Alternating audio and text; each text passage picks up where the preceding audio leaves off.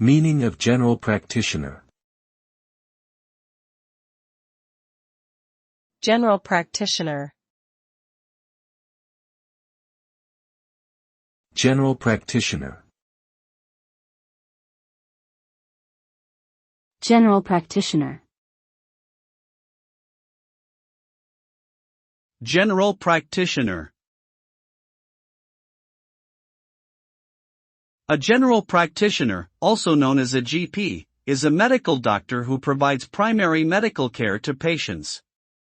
They are trained in diagnosing and treating common health problems and have a broad knowledge of a range of medical conditions.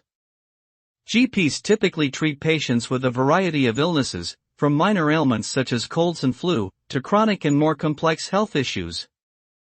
They are often the first point of contact for patients seeking medical advice and play a key role in promoting preventative healthcare.